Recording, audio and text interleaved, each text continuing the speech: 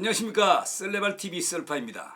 오늘은 29번째 썰레발로 선비와 오마이갓에 대해서 썰을 한번 풀어보고자 합니다. 과거 직장에 다닐 때 안동에 있는 도산서원 선비문화수련원에서 1박 2일간 선비 정신에 대해서 교육을 받은 적이 있습니다.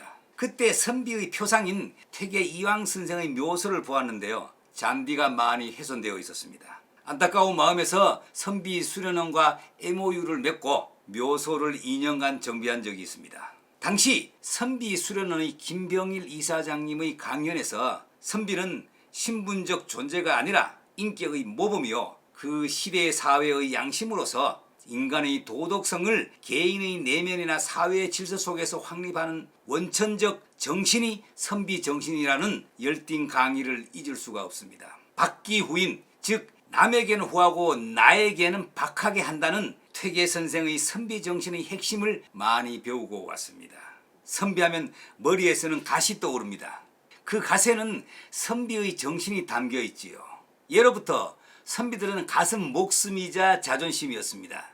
조선시대에는 의관정제를 통해 품격을 완성했던 문화로서 신분제의 표본이자 예의이며 자존심이었습니다.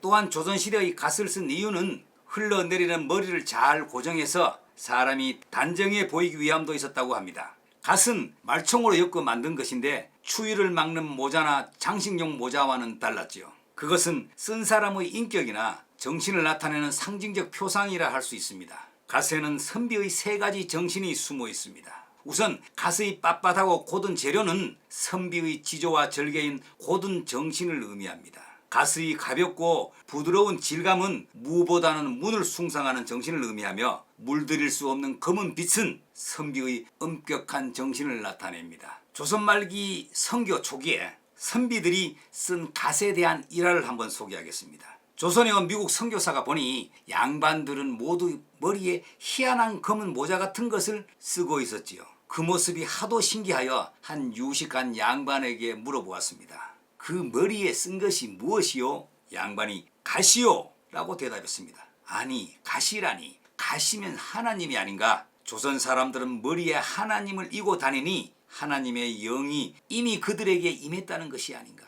하나님을 이미 섬기고 있다는 것인데 정말 믿을 수가 없었습니다. 선교사가 또 물었습니다. 그러면 이 나라 이름이 무엇이요? 양반은 한자로 쓰면서 조선이요, 그 뜻은 아침 조자에 깨끗할 선자 이렇게 씁니다 라고 대답하며 글자를 쓰면서 보였습니다. 그 선교사는 더욱 깜짝 놀라 깨끗한 아침의 나라, 모닝캄의 나라란 말이 맞는구나 말하고는 조선의 조자를 풀이해 달라고 말하였지요. 양반은 천천히 글자를 쓰면서 대답했습니다. 먼저 열십자를 쓰고 그 밑에 낮이라는 뜻의 날일자를 씁니다. 또 열십자를 쓰고 그 곁에 밤이라는 뜻의 달월자를 씁니다. 십자가 날일, 십자가 달월. 선교사는 놀라서 중얼거렸습니다. 낮에도 십자가, 밤에도 십자가, 낮이나 밤이나 십자가만 바라보니 어찌 복음이 들어올 예비된 나라가 아닌가? 그리고 또 물었습니다. 선자도 풀이해 주십시오. 물고기 어자 옆에 양양자를 씁니다.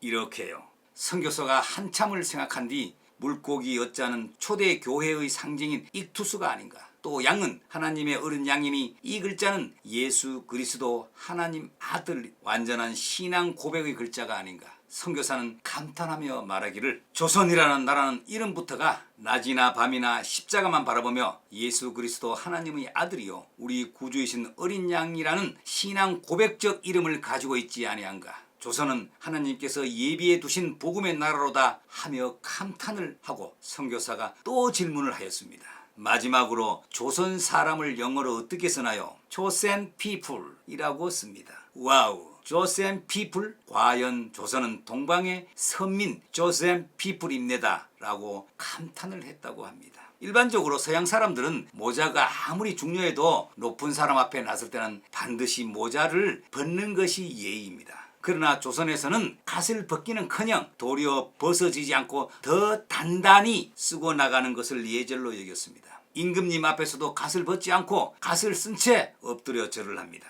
우리나라는 예로부터 유교의 영향으로 동방 예의주국이라 하여 의관을 매우 소중하게 여겼습니다. 그래서 사용하지 않을 때는 갓통에 넣어 잘 보관하였지요. 갓은 도포와 함께 선비 기질의 정신적 면모를 가장 잘 나타내고 있는 의관이었죠. 예를 중시했던 선비에게 있어서는 갓을 쓰는 것의 단순한 용도를 넘어 인격의 상징이었다 해도 과언이 아닙니다. 오늘 내용이 의미가 있었다면 구독과 좋아요를 눌러 주십시오. 감사합니다.